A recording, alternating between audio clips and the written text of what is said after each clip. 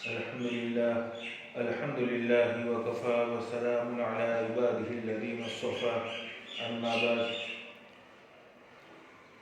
أعوذ بالله من الشيطان الرجيم بسم الله الرحمن الرحيم وإن تعدوا نعمة الله لا تحصوها صدق الله العظيم. محترم دینی ماں اور بہنیں،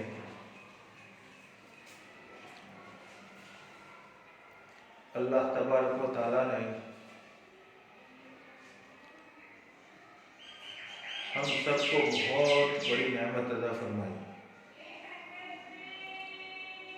اور ایک نعمت نہیں کئی نعمتیں عطا فرمائی ہے. اور اللہ تعالیٰ خود قرآن شریف کے اندر فرماتا ہے کہ تم میری نعمتوں کو گننا چاہو تو گن نہیں سکتے.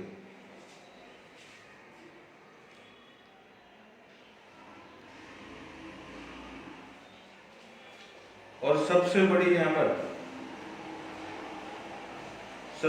نعمت جو دی ہے وہ ایمان کی نعمت دی ہے.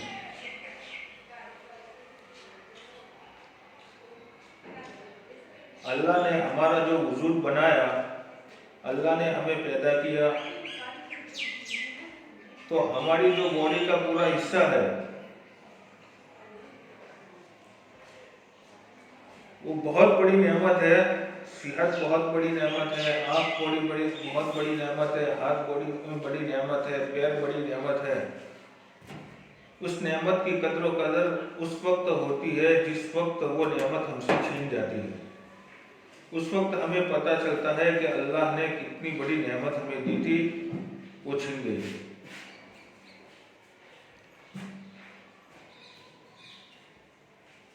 جو آدمی معذور ہو جاتا ہے اس کو جا کر پوچھو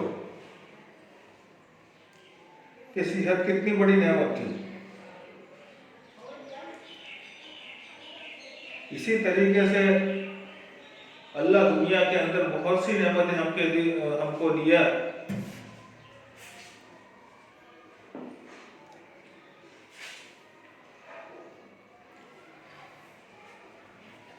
گھر بار دیا ہمیں، کاروبار ہمیں دیا، چین سکون ہمیں دیا، ہر طرح کی نعمتیں دی. اور اس چیز کو باقی رکھنے کے لیے اللہ نے ہمیں اسباب بھی دیے. لیکن یہ دنیاوی حال ہے، اور اللہ نے جو دنیا کے اندر ہمیں بھیجا، اس دنیا کے اندر ہمیں ایسے ہی نہیں بھیج دیا. اس کا مقصد بھی اللہ تبارک و تعالیٰ نے بیان فرمایا ہے کہ جن نعمتوں کے ساتھ میں نے تمہیں دنیا کے اندر بھیجا ہے، ان نعمتوں کا استعمال کرتے ہوئے تمہیں دنیاوی زندگی کے اندر رہ کر آخرت کی تیاری کرنی ہے. اور آخرت کی تیاری کرنے کا کیا مطلب؟ کہ اللہ تبارک و تعالیٰ نے جو ایمان کی دولت دی ہے، اس ایمان کی نعمت کو، اس ایمان کی دولت کو بچا کر ساتھ میں لے کر جانا ہے. دنیا کے اندر رہیں گے، دنیا کی نعمتیں استعمال کریں گے، سب کچھ کریں گے. اس نعمتوں کو استعمال کرنے کے ساتھ، کاروبار کرنے کے ساتھ، فیملی کے ساتھ رہنے کے ساتھ، بچوں کے ساتھ رہنے کے ساتھ، جو ایمان اللہ تبارک و تعالیٰ نے دیا ہے، اس ایمان کی بھی ہمیں حفاظت کرنی ہے. ابھی اس ایمان کی حفاظت کیا؟ تو اللہ کے نبی صلی اللہ علیہ وسلم نے وہ سارے طریقے ہمیں بتا دیے کہ ایمان کی حفاظت کس طریقے سے ہوگی، کیا چیز کرنے سے ایمان میں بڑھوتری ہوگی، اور کیا کام کرنے سے اور کیا عمل کرنے سے ایمان میں کمی آئے گی، اور ایسے کون سے اعمال کرنے سے ایمان کی نعمت چھین جائے گی. وہ اللہ کے نبی صلی اللہ علیہ وسلم نے ہمیں کھول کر بتا دیا. ہاں، ہم نہیں جانتے وہ الگ بات ہے.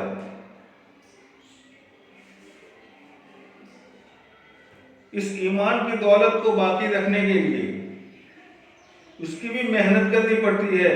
جس طریقے سے آدمی دنیا کے اندر کوئی دکان بناتا ہے یا کوئی کھیتی باڑی کرتا ہے اور کھیت کے اندر بیج ڈالتا ہے، دکان کے اندر وہ مال بھرتا ہے، تو اس دکان کو باقی رکھنے کے لیے اور اس کھیت کو باقی رکھنے کے لیے اس کے پیچھے محنت کرتا ہے، کھیت میں پانی پلاتا ہے، جب فصل اگتی ہے تو اس کی جانوروں سے حفاظت کرتا ہے، اور جب فصل بڑی ہوتی ہے تو وقت پر اسے کاٹتا ہے، پھر اس کے بعد اناج گھر پہ آتا ہے۔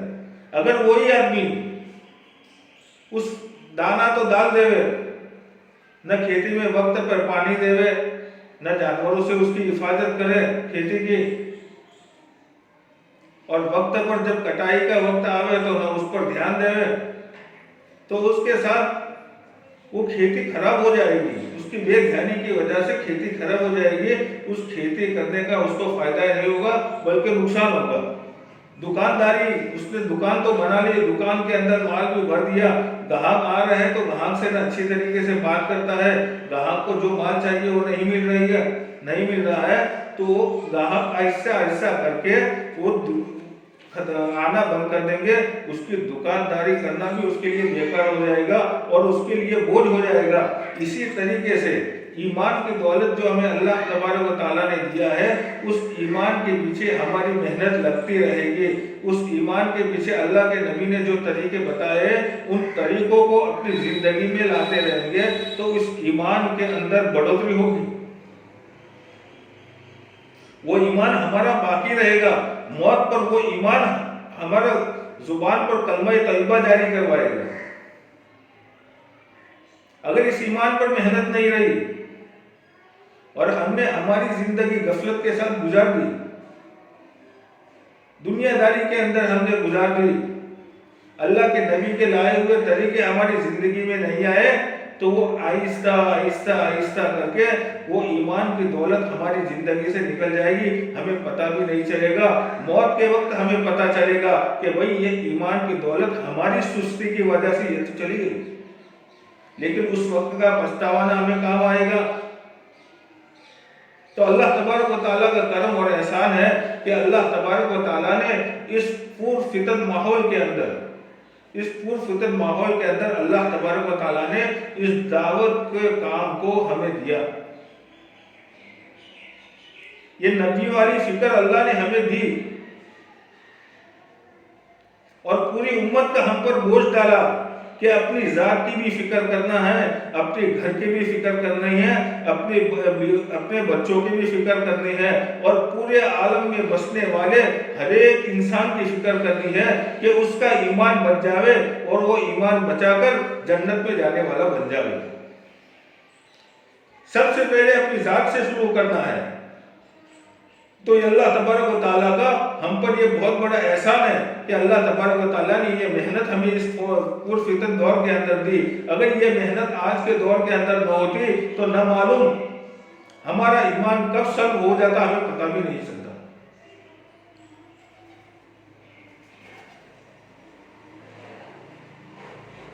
آج اتنی مشغولی کا وقت ہو گیا ہے کہ اذان کا وقت ہو جاتا ہے، اذان ہو جاتی ہے، اذان ہونے کے بعد نماز کا وقت ہو جاتا ہے، اور نماز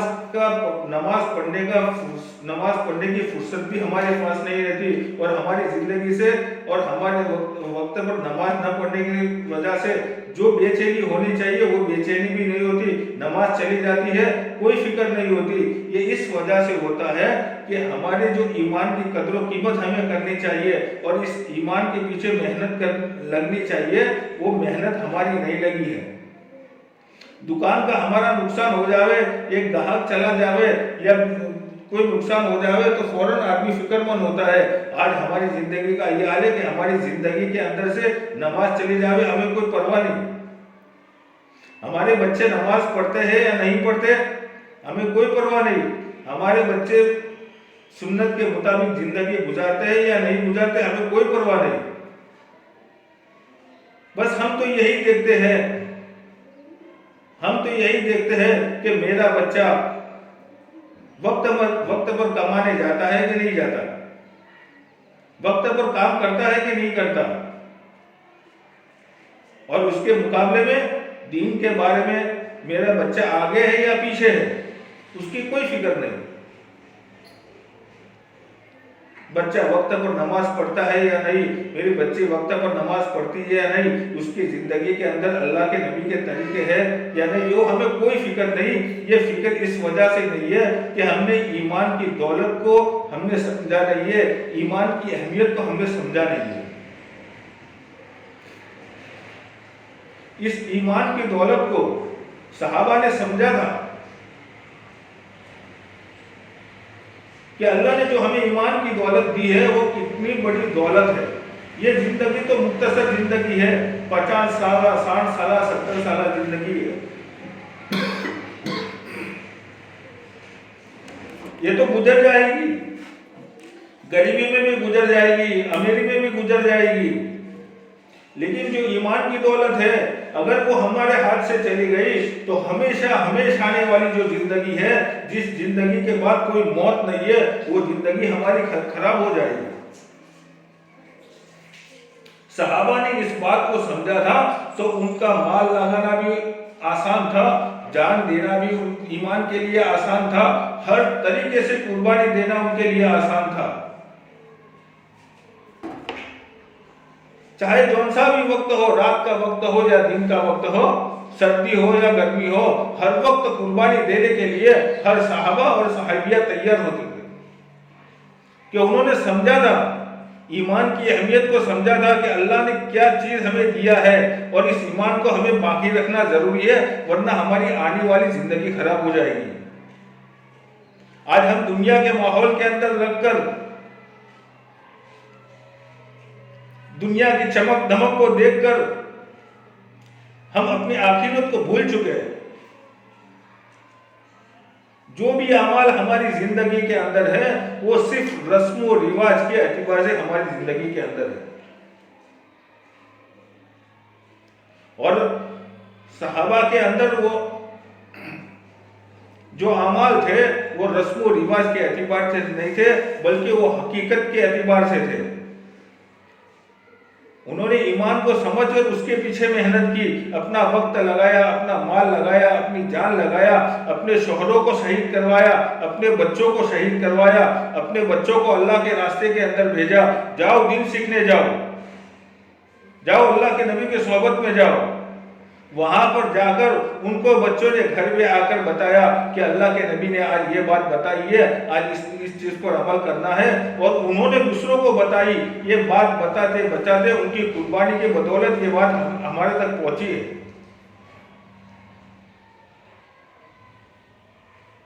اور انہوں نے اتنی محنت کی اس ایمان کو سمجھنے کے بعد کہ ہر چیز کی قربانی دینا آسان، اللہ تبارک و تعالیٰ نے دنیا کے اندر ہی ان کو پروانہ دے دیا،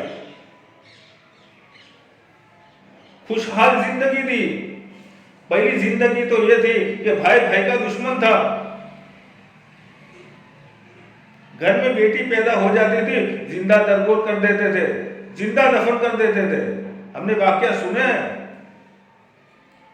گھر میں بیٹی پیدا ہونا پسند نہیں کرتے تھے، شراب عام تھی، جھوٹ عام تھا، قتل کرنا عام تھا، ہر طریقے سے جو بھی برائیاں ہیں ہر برائیاں عام تھی، لیکن ان کی زندگی میں ایمان کی محنت آئی۔ ان کی ایمان کی محنت کرنے کے بعد انہوں نے اس ایمان کے پیچھے ایسی محنت کی، اللہ کے نبی کے طریقے کو ایک طریقے کو اپنایا تو انہوں نے اپنے آنکھوں سے اللہ کی مدد دیکھی۔ جو بھائی کا دشمن ہوتا تھا، خون کا پیاسا ہوتا تھا، اگر کسی کے اونٹ نے پہلے پانی پی لیا دوسرے کی باری سے پہلے تو برسوں تک لڑائیاں چلتی تھی، وہ آج ایک دوسرے پر ایسے نچھاور ہو گئے کہ جان جا رہی ہے، لیکن پانی کی وجہ سے جان جا رہی ہے، اور بھائی پانی یاد کرتا ہے ان کی بھی جان جا رہی ہے تو وہ کہتے ہیں کہ نہیں پہلے دوسرے بھائی کو پانی پلاؤ۔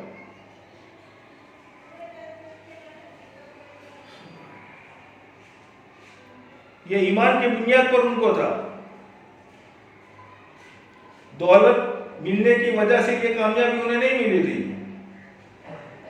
یہ ایمان پر محنت کرنے کی وجہ سے ان کو کامیابی ملی تھی۔ کئی صحابہ کو اللہ تبارک و تعالیٰ نے اللہ کے نبی صلی اللہ علیہ وسلم کے ذریعے سے جنت کی بھی خوشخبری سنا دی۔ 10 صحابہ کو اللہ کے نبی صلی اللہ علیہ وسلم نے جنت کی خوشخبری سنائی تھی کہ یہ 10 صحابہ جنت میں جائیں گے. اپنا مال جان سب کچھ لٹایا تھا انہوں نے, ایسے خوشخبری نہیں ملی تھی. اتنا جنت کی خوشخبری ملنے کے بعد بھی اللہ کے نبی صلی اللہ علیہ وسلم کی ہر بات سچی, ہر بات پکی. جنت کی خوشخبری ملنے کے بعد بھی, ان کے اعمال اچھے ہونے کے بعد بھی, پوری زندگی ان کے نیک کاموں میں گزر رہی ہے, پھر بھی وہ اللہ سے ڈر رہے ہیں. حضرت ابوبکر صدیق رضی اللہ تعالیٰ عنہ کے بارے میں آتا ہے کہ وہ یہ کہتے ہیں, کاش کہ کوئی مومن کے بدن کا بال ہوتا. اللہ کے سامنے حساب کے اللہ کے سامنے پیشی ہونے سے ڈر رہے کہ کل اللہ کے سامنے میری پیشی ہوگی تو میرا کیا حل ہوگا. حضرت عمر رضی اللہ تعالیٰ عنہ کو اللہ کے نبی صلی اللہ علیہ وسلم نے جنت کی خوشخبری دی کہ حضرت عمر جنت میں جائیں گے, لیکن پھر بھی موت کے وقت کیا کہہ رہے ہیں حضرت عمر, کاش موت کے وقت حضرت عمر رضی اللہ تعالیٰ عنہ کہہ رہے ہیں کہ اگر اللہ تم نے میری مغفرت نہیں کی تو میں ہلاک ہو جاؤں گا. جنت کی خوشخبری ملنے کے باوجود بھی ان کا ایمان اعلیٰ سطح ہونے کے باوجود بھی اللہ سے وہ ڈر رہے کہ کہیں موت کے وقت میرا ایمان نہ چھن جائے. آج ہمارا حال کیا ہے کہ 24 گھنٹے کی زندگی ہماری غفلت میں جا رہی ہے, پورا وقت ہمارا غفلت میں جا رہا ہے. ہم ہمارے گریبان کے اندر خود منہ ڈال کر دیکھیں, ہم راتوں کو تنہائیوں میں بیٹھ کر سوچے کہ میری زندگی کے اندر اللہ کے نبی کے کتنے طریقے ہیں, میرے بچے اور بچوں کے اندر میرے نبی کے کتنے طریقے ہیں, میرے گھر کے اندر اللہ کے نبی کے کتنے طریقے ہیں, میرے کھانے پینے کے اندر اللہ کے نبی کے طریقے کے ہیں یا نہیں, میرے گھر میں شادی بیاہ ہو رہی ہے تو شادی بیاہ کے اندر بھی اللہ کے نبی کے طریقے ہے کہ نہیں. ہمیں کوئی پرواہ نہیں ہے, اور یہ پرواہ اس لیے نہیں ہے کہ ہم نے ایمان کی محنت کو نہیں سمجھا, اور اس ایمان پر محنت نہ ہونے کی وجہ سے یہ ہماری غفلت والی زندگی گزر رہی ہے. ہمیں کچھ احساس بھی نہیں ہو رہا کہ ہماری زندگی کٹ رہی ہے, کل ہم قبر کے اندر کیا جواب دیں گے. ہم قبر کے اندر کل کیا جواب دیں گے جب اللہ کے سامنے ہماری پیشی ہوگی, تو ہم اللہ کے سامنے کیا ہمارے اعمال پیش ہوں گے, ہم اللہ کے سامنے کیا جواب دے پائیں گے.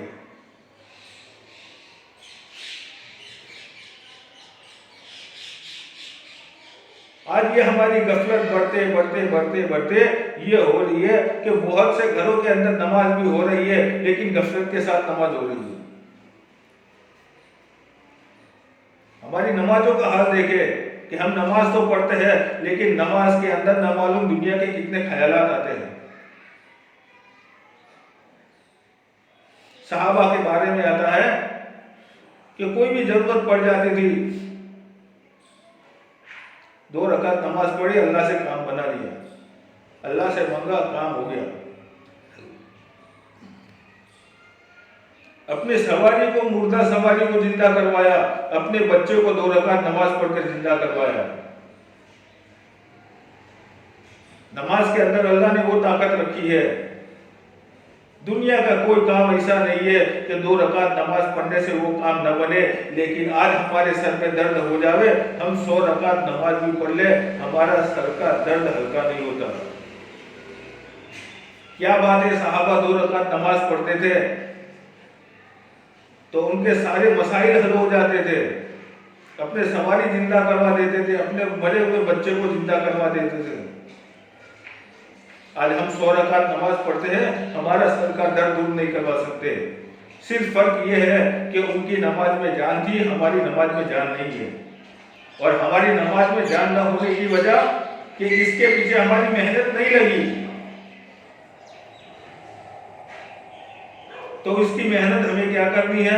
اس کی محنت ایک دم آسان ہے. اللہ کے نبی صلی اللہ علیہ وسلم کے طریقوں کو ہماری زندگی میں لانا ہے. ہر کام ہمیں کرنا ہے، صبح سے لے کر شام تک اور شام سے لے کر رات کو سونے تک جو بھی ہمارے کام ہو،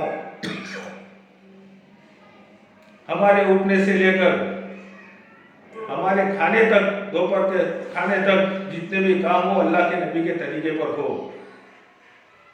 رات کو سونے تک جتنے بھی کام ہو ہمارے اللہ کے نبی کے طریقے پر ہو.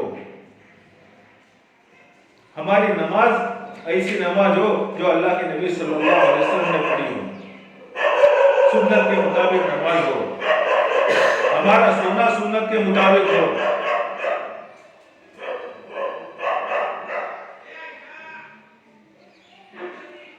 دین کوئی الگ چیز نہیں ہے.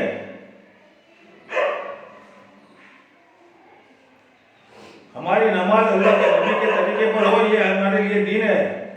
ہمارا کھانا اللہ کے نبی کے صلی اللہ علیہ وسلم کے طریقے پر ہو، یہ ہمارے لیے کھانا بھی ہے اور دین بھی ہے. کہ اس کھانے کو افتتاح پر لائے نبی صلی اللہ علیہ وسلم کے طریقے پر، تو یہ کھانا بھی ہمارے لیے دین بن گیا. ہمارا ہر اعمال، ہمارا سونا بھی اللہ کے نبی کے طریقے پر ہو، یہ سونا بھی ہماری عبادت بن گئی.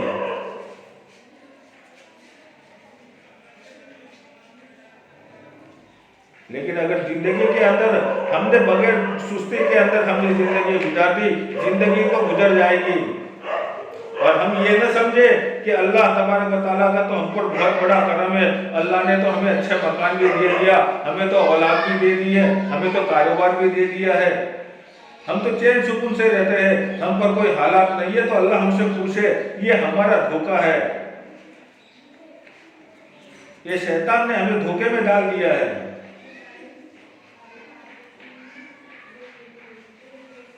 دنیا کی اللہ تبارک و تعالیٰ کے وہاں کوئی قدر و قیمت نہیں ہے. اور دنیا ملنے سے اگر کامیاب ہو جاتے تو قارون کامیاب ہو جاتا. 40 اونٹوں پر اس کے خزانے کی چابی آ جاتی تھی. لیکن زندگی کے اندر وہ ایمان نہیں لایا، اللہ پر ایمان نہیں لایا اور وقت کے نبی پر ایمان نہیں لایا. اللہ تبارک و تعالیٰ نے اس کے مال کے ساتھ اس کو اندر زمین میں دھسا دیا. اس کا مال اس کو کام نہیں آیا. تو آج ہم یہ نہ سمجھے کہ ہمارے پاس کاروبار ہے، ہمارے پاس دھن دولت ہے تو ہم تو کامیاب ہے. ارے اس مال و دولت کی اللہ کے وہاں کوئی قدر و قیمت نہیں ہے.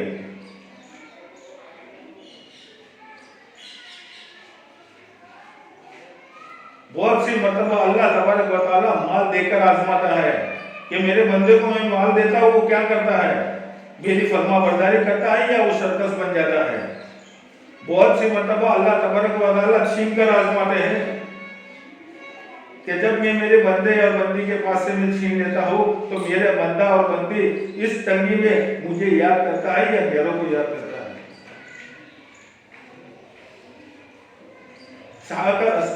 شروع میں صحابہ کے پاس کچھ بھی نہیں تھا. اللہ نے آزمائش لی، آزمائش پر کھڑے اترے، کیسر و کسریٰ کا تاج ان کے پیروں میں ڈال دیا. اس وقت کی سپر طاقت تھی. اس وقت کیسر و کسریٰ کو فتح کر کے اس کا سونا چاندی ہیرا زیورات مسجد نبی کے اندر لایا گیا. ہیروں کا ڈھیر پڑا ہوا تھا، سونا کا ڈھیر پڑا ہوا تھا، اور وہ تاج جس کو پہن کر وہ بادشاہ بیٹھتا تھا، بہت بڑا تاج تھا، وہ چین سے لٹکایا ہوا رہتا تھا، اس تاج کے نیچے وہ بیٹھتا تھا. ایک گاؤں کے صحابی آئے، اس گاؤں کے صحابی نے اس تاج کو لات ماری. دوسرے صحابی نے دیکھ لیا اور کہا کہ آپ جانتے ہو یہ کیا چیز ہے؟ وہ صحابی کہتے ہیں ہاں میں یہ جانتا ہوں، یہ وہی تاج ہے، یہ وہی سڑی ہوئی چیز ہے جس نے کیسر و کسریٰ کے دماغ کو خراب کر دیا. کیسر و کسریٰ کے ساری جائیداد کو اللہ تبارک و تعالیٰ نے صحابہ کے قدموں میں لا کر رکھ دیا. ان کی ان کے پاس اتنی دولت آنے کے باوجود بھی صحابہ کے ایمان میں کچھ بھی فرق نہیں پڑا. یہ اس لیے فرق نہیں پڑا کہ انہوں نے محنت کرتے کرتے ایمان پہ محنت کرتے اور اللہ کے نبی صلی اللہ علیہ وسلم کی صحبت میں رہ کر اپنا ایمان بنا لیا تھا. اور یہ دنیا آنے کے بعد وہ ڈرتے تھے کہ اللہ کہیں ہم کو بدلہ دنیا کے اندر نہ دے دے اور ہماری ہمیشہ والی زندگی خطرے میں پڑ جائے. نمازوں میں تڑپتے تھے اور ایسی نمازیں پڑھتے تھے کہ جب 2 رکعت جب نماز کی نیت مان لیتے تھے انہیں پتہ ہی نہیں چلتا تھا. صحابہ کے بارے میں بہت سے صحابہ کے بارے میں آتا ہے کہ جب وہ نیت پڑھتے تھے تو کئی ان کے بارے میں آتا ہے کہ وہ جنت کے باغوں میں گھومتے تھے, دنیا سے بے خبر ہو جاتے تھے, دنیا میں کیا ہوتا ہے کیا نہیں ہوتا ہے انہیں کچھ بھی پتہ نہیں چلتا تھا. آج ہم نماز پڑھتے ہیں, ہمارے بدن پر مچھر آ کر بیٹھ جاتا ہے, ہمیں پتہ چل جاتا ہے. ہم نماز کے اندر ہوتے ہیں, ہمارے آگے سے کون گزرا ہمیں پتہ چل جاتا ہے. ہم نماز پڑھتے رہتے ہیں, دوسرے گھر میں باتیں ہوتی رہتی ہے, ہمیں پتہ چل جاتا ہے کہ کیا باتیں ہوتی رہتی ہے. نماز میں کوئی دھیان نہیں ہمارا. امام زین العابدین رحمۃ اللہ علیہ کے بارے میں آتا ہے کہ ٹھنڈی کا موسم ہے, ٹھنڈی کے موسم میں وہ نماز پڑھ رہے ہیں گھر کے اندر, اور گھر کے اندر کونے میں ایک جگہ سگڑی رکھی کوئلے کی تاکہ گھر گرم رہے. حضرت نے تو نیت باندھ لی نماز کی. نیت باندھنے کے بعد اس کوئلے سگڑی میں سے ایک کوئلہ چٹکا اور اس کوئلے کے چھٹکنے کی وجہ سے گھر کے سامان میں آگ لگ گئی, اور وہ آگ اتنی بھیانک ہو گئی کہ پورے گھر کے سارے سامان کو جلا کر راکھ کر دیا, اور حضرت نماز پڑھ رہے. باہر سے لوگ پیٹ رہے, آواز آ رہے ہیں کہ حضرت دروازہ کھولو, حضرت دروازہ کھولو, حضرت دروازہ کھولو. اندر سے کوئی آواز نہیں آ رہی. باہر سے لوگوں نے یقین کر لیا کہ حضرت جل گئے, حضرت ختم ہو گئے, اندر شہید ہو گئے, آواز نہیں آ رہی ہے. لوگوں نے مل کر دروازہ کھول کر دیکھا کہ حضرت تو اندر دیکھ کے نماز پڑھ رہے ہیں, مصلی پہ کھڑے ہیں. جب انہوں نے سلام پھیرا تو سلام پھیرتے پوچھتے کہ کیوں جمع ہوئے ہو؟ لوگ کہتے ہیں کہ حضرت آپ کو پتہ نہیں چلا, یہ سارا گھر کا سامان جل کر خاک ہو گیا, سارا گھر جل گیا, آگ لگ گئی. ہم اتنے باہر سے اتنے آواز دے رہے تھے, آپ کو پتہ بھی نہیں. کیا جواب دیتے ہیں کہ میں تو اس آگ کو بجھانے میں لگا ہوا تھا جس آگ کو اعمال کے سوا کوئی آگ نہیں بجھا سکتی. یہ تو دنیا کی آگ ہے, یہ تو اس کو پانی بجھا لے گی, لیکن آخرت کی جو آگ ہے اس کو تو اعمال ہی بجھائیں گے. یہ ان کے نماز کا حال تھا. یہ ان کی نماز اتنی جان والی کیوں بنی کہ انہوں نے آگے محنت کی, اپنے وقت کو لگایا, اپنے مال کو لگایا, اپنے جان کو لگایا. اللہ کے نبی کے صحبت میں رہ کر اس چیز کو سیکھا.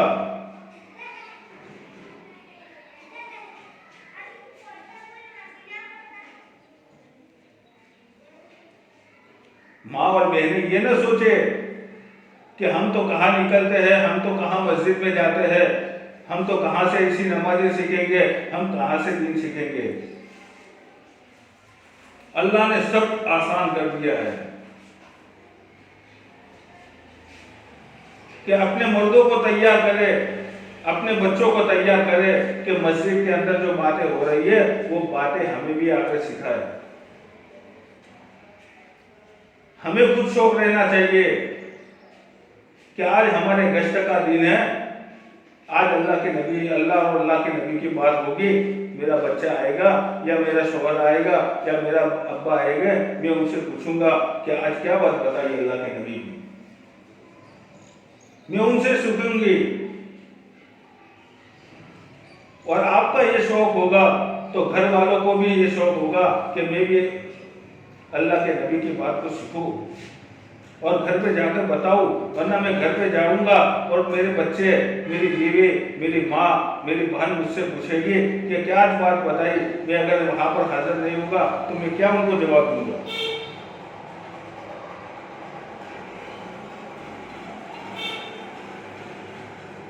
ایک عورت ذات اپنے آپ کو کمزور نہ سمجھے، بلکہ عورتوں نے بھی بہت ہی بڑھ چڑھ کر، جیسے صحابہ نے قربانیاں دی، عورتوں نے بھی بڑھ چڑھ کر قربانیاں دی ہے۔ اللہ کے نبی صلی اللہ علیہ وسلم کو سب سے زیادہ جو ساتھ دیا تھا وہ عورت نے دیا تھا شروع میں، حضرت خدیجہ الکبریٰ رضی اللہ تعالیٰ عنہ۔ جس وقت اللہ کے نبی صلی اللہ علیہ وسلم نے نبوت کا اعلان کیا اور لوگوں کو دعوت دی، سارا مکہ دشمن بن گیا، آپ پر کچرا پھینکا جاتا تھا، آپ کو طرح طرح کی تکلیفیں پہنچائی جاتی تھی۔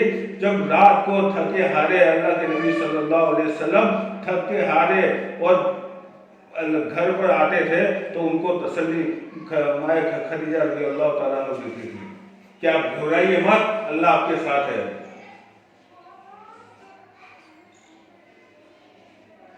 حضرت عمر رضی اللہ تعالیٰ عنہ کا ایمان لانے کا ذریعہ ایک عورت ہی بنی تھی، ان کی بہن۔ جنگوں کے اندر بھی بہت بڑے بڑے کارنامے عورتوں نے دیے ہیں، اور دنیا کے اندر بھی جتنے بھی اللہ والے ہیں، پیران پیر عبد القادر جیلانی رحمۃ اللہ علیہ، ان کا ولی سب سے بڑے پیر ہے۔ وہ ولی ایسے نہیں بنے، ان کے پیچھے ان کی ماں کا ہاتھ تھا۔ حضرت بختیار کاکی رحمۃ اللہ علیہ، وہ ایسے ہی ولی نہیں بن گئے، ان کے پیچھے ان کے ماں کا ہاتھ تھا کہ ان کی ماں نے ان کی ایسی تربیت کی تھی، بچپن سے ایمان سکھایا تھا، بچپن سے ان کو دین سکھایا تھا کہ بیٹا اللہ سے ہوتا ہے، غیر سے نہیں ہوتا ہے۔ اللہ کی مانو گے ساری دنیا تمہارے قدموں کے اندر آ جائے گی، اگر اللہ کی نافرمانی کرو گے تو ساری دنیا تم سے رک جائے گی۔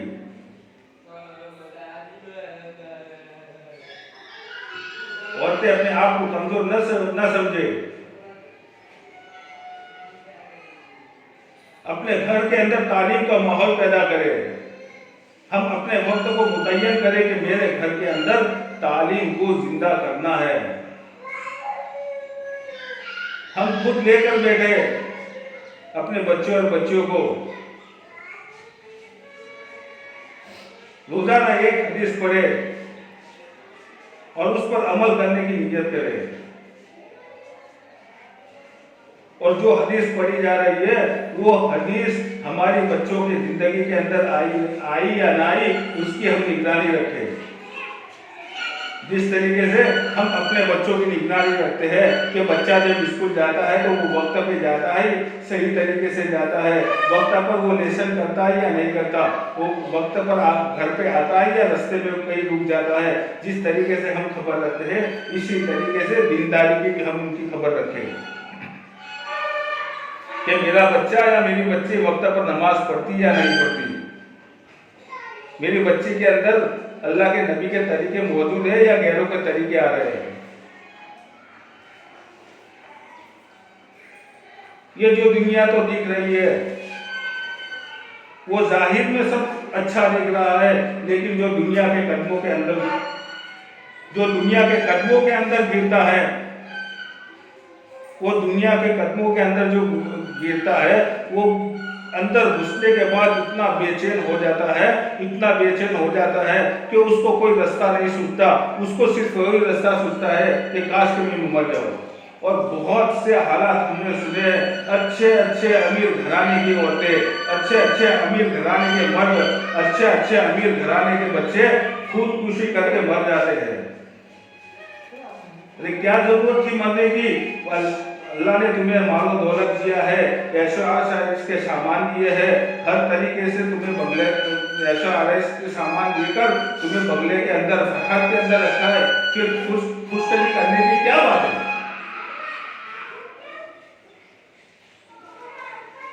यही कि अल्लाह तबारक व तआला इस दुनिया के अंदर लगने के बाद चैन सुकून को खींच लेते हैं।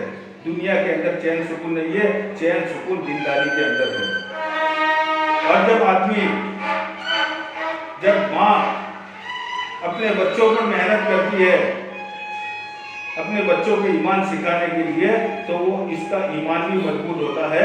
तो अभी ये माजी करीब की एक बात है कि एक बच्चे की अच्छी तरबियत उसकी माँ ने की थी, इकलौती बेटी थी, दीनदारी ने अच्छी तरबियत की थी, 5 वक्त की नमाज की पाबंद थी।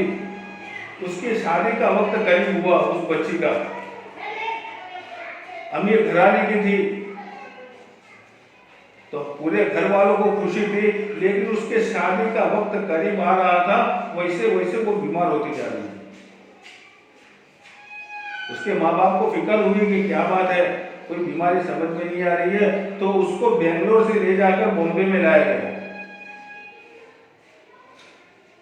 सबसे बड़े डॉक्टर को बताया, डॉक्टर ने रिपोर्ट वगैरह करवाई, और रिपोर्ट वगैरह करवाकर डॉक्टर ने यह कहा कि इस बच्ची को कैंसर है। ये बच्ची ज्यादा दिन की मेहमान नहीं है। अभी माँ बाप भी टेंशन में, इकलौती बेटी है। जब माँ बाप वो रिपोर्ट लेकर उस बच्ची के पास पहुंचे, तो बच्ची तो एकदम खुश बैठी हुई है।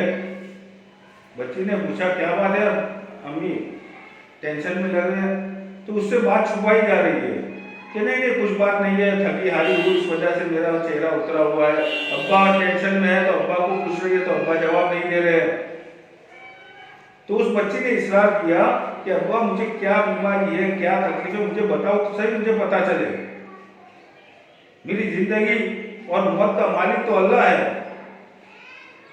ये बच्ची के मुंह से ये बात निकल रही है। ये बात कब निकलेगी? जबकि उसकी ईमान की तरबियत की होगी। बाप मजबूर होकर बताता है कि बच्ची, तुझे रिपोर्ट आया है, तेरा रिपोर्ट ये आया है कि तुझे पेट के अंदर कैंसर है। वो बच्ची एकदम बेखौफ हो जाती है कि रिपोर्ट मुझे बताओ। वो बच्ची पढ़ी लिखी थी, उसने देखा कि ये रिपोर्ट मेरा हो ही नहीं सकता। उसके अम्मी अब्बा ताज्जुब से पूछ रहे हैं कि क्या बात है बेटा, ये तेरा रिपोर्ट है, ये मेरा रिपोर्ट हो ही नहीं सकता, मुझे कैंसर की बीमारी हो ही नहीं सकती। किस बात पर तू ये कह रही है कि मुझे कैंसर की बीमारी नहीं हो सकती? उस बच्ची ने कहा कि मैंने अल्लाह के नबी सल्लल्लाहु अलैहि वसल्लम की हदीस सुनी थी कि अगर कोई आदमी बीमार हो या गुनाह के अंदर मुब्तला हो, जिस गुनाह के अंदर भी मुब्तला हो या जिस बीमारी के अंदर मुब्तला हो, और उस गुनहगार को देखकर या उस बीमार आदमी को देखकर अगर कोई ये दुआ पढ़े, अल्हम्दुलिल्लाहिल्लज़ी आफ़ानी मिम्मा इब्तलाका बिही व फ़ज़्ज़लनी अला कसीरिन मिम्मन खलक़ तफ़ज़ीला। अल्लाह तबारक व तआला मौत तक उसको उस गुनाह में न मुब्तला करेंगे या उस बीमारी में मुब्तला नहीं करेंगे। मैंने पेट के कैंसर के कई मरीजों को देखकर मैंने ये दुआ पढ़ी है, अल्लाह मुझे ये बीमारी दे ही नहीं सकते। मेरे नबी की बात कभी झूठी नहीं हो सकती। माँ बाप परेशान, डॉक्टर ये कह रहा है कैंसर, बच्ची कह रही है मुझे कैंसर हो ही नहीं सकता, और अल्लाह के नबी की बात पेश कर रही है। क्या करे? बच्ची ने कहा मुझे दवाई करनी नहीं है, रिपोर्ट फिर से करवाओ। जब डॉक्टर के पास वापस पहुंचे, डॉक्टर को सारा माजरा सुनाया कि ये हाल है, बच्ची ये कहती है, आप कहते हो कैंसर है। फिर जब डॉक्टर ने तलाश किया तो देखा कि वो बच्ची का रिपोर्ट था ही नहीं था, वो रिपोर्ट बदल गया था, दूसरी बच्ची का रिपोर्ट था, वो नाम इसी मरीज का था, लेकिन वो रिपोर्ट बदलने की वजह से इसको कैंसर की तकलीफ बता दिया। वो माँ बाप मारे खुशी के उछलने लगे वहां पर, और आकर बच्ची को बताया कि बेटा तूने सही कहा, तूने सही कहा, ये रिपोर्ट तेरा कैंसर का नहीं था, वो तो दूसरा था, तेरा नाम उस रिपोर्ट पर चढ़ गया था। तो इस ईमान को बनाने की वजह से, उस बच्ची का ईमान बना था, तो इस ईमान बनाने की वजह से और उस पर मेहनत करने की वजह से वो कितनी बड़ी आफत से वो बच्ची बच गई। کہ میں نے اپنے نبی صلی اللہ علیہ وسلم کی دعا پڑھی ہے اور ان کی بات میں نے مانی ہے تو مجھے یہ بیماری ہو ہی نہیں سکتی۔ اگر وہ ڈاکٹر کی بات پر یقین کر لیتی اور دوائی چالو کر دیتے تو اس پر کیا حال ہوتا، بغیر موت کے وہ مر جاتی۔ تو یہ خود بھی اس کا یقین پکا ہوا اور اپنے ماں باپ کو دعوت دے رہی ہے، تو ماں باپ کی بھی زندگی بدل گئی۔ تو یہ اس دین کے پیچھے ہم اپنی محنت کریں گے، اپنا مال اور جان اور وقت لگائیں گے، اور ہم آپس میں تعلیم کے حلقے قائم کریں گے کہ ہمارے محلہ میں جب تعلیم ہوتی ہے ہم اس پہ 15-20 منٹ کا وقت دیں گے، اپنے گھر کے اندر 10-15 منٹ تعلیم کریں گے، تو یہ تعلیم کی برکت سے آج نہ تو کل ہمارے گھر کے اندر بھی ایمان کے شہدائی پیدا ہوں گے۔ اللہ ہماری آخرت سنوارے گا، اللہ ہماری دنیا بھی سنوارے گا۔ اللہ نے آج ہمیں موقع دیا ہے اور موت سے پہلے ہمارے پاس یہ موقع ہے۔ اگر یہ موقع ہم سے چھوٹ گیا اس کے بعد کوئی موقع آنے والا نہیں ہے، اور موت کے بعد پچھتاوا کے سوا کچھ بھی نہیں ہے۔ اللہ نے ہمیں موقع دیا ہے، اس موقع کو غنیمت سمجھ کر اب اپنی زندگی کی تیاری کریں، اپنے بچوں کی ایمان بنانے کی تیاری کریں، اور اس ایمان بنانے کا آسان راستہ جو آج کے طریقے میں اللہ تبارک و تعالیٰ نے دیا ہے، یہ جماعت کا بھی طریقہ ہے۔ دین کو قائم کرنے کے لیے یہ تعلیم کے حلقے ہیں، اپنے گھروں کے اندر تعلیم کے حلقے زندہ کرے، مسجد کے اندر تعلیم کے حلقوں میں مرد اپنے بچوں کو بٹھائے، اور اپنے وقتاً فوقتاً اپنے مردوں کو، اپنے بھائی کو، اپنے بچوں کو اللہ کے راستے میں 3 دن کے لیے، سال میں چلنے کے لیے، 3-4 سال میں 4 مہینے کے لیے بھیجے۔ اللہ تبارک و تعالیٰ اس پر عمل کریں گے تو اللہ تبارک و تعالیٰ ہماری دنیا بھی بنائیں گے اور آخرت بھی بنائیں گے۔ اللہ تعالیٰ کہنے سننے سے زیادہ عمل کی توفیق عطا فرمائے۔ دعا ہوگی، اس کے بعد تشکیل کر لینا اور پرچے مسجد میں بھیجوا دینا۔ بسم اللہ الرحمن الرحیم، الحمد للہ رب العالمین، یا رب لک الحمد کما ینبغی لجلال وجهک وعظیم سلطانک، اللهم صل علی محمد فی اول کلامنا، اللهم صل علی محمد فی اوسط کلامنا، اللهم صل علی محمد فی آخر کلامنا، اللهم انا نسألک العفو والعافیة فی الدنیا والآخرة، ربنا آتنا فی الدنیا حسنة وفی الآخرة حسنة وقنا عذاب النار، ربنا لا تزغ قلوبنا بعد إذ هديتنا وهب لنا من لدنك رحمة إنك أنت الوهاب، ربنا هب لنا من أزواجنا وذرياتنا قرة أعين واجعلنا للمتقين إماما، رب اجعلني مقيم الصلاة من ذريتي، ربنا وتقبل دعاء، ربنا اغفر لي ولوالدي وللمؤمنين يوم يقوم الحساب، رب ارحمهما كما ربياني صغيرا، ربنا ظلمنا أنفسنا وإن لم تغفر لنا وترحمنا لنكونن من الخاسرين، اللهم إنا نعوذ بك من السموم والبكم والبرص والجنون والجذام سيل السقم، اللهم إنا نعوذ بك من زوال نعمتك، اللهم استر عيوبنا وعيوب المسلمين والمسلمات والمؤمنين والمؤمنات، اللهم إنا نسألك من فجاءة الخير ونعوذ بك من فجاءة الشر، اللهم إنا نسألك من خير ما سألك منه نبيك محمد صلى الله عليه وسلم، ونعوذ بك من شر ما استعاذك منه نبيك محمد صلى الله عليه وسلم، أنت المستعان وإليك البلاغ، ولا حول ولا قوة إلا بالله، جزا الله عنا محمد صلى الله عليه وسلم بما هو أهله، سبحان ربك رب العزة عما يصفون، وسلام على المرسلين والحمد لله رب العالمين.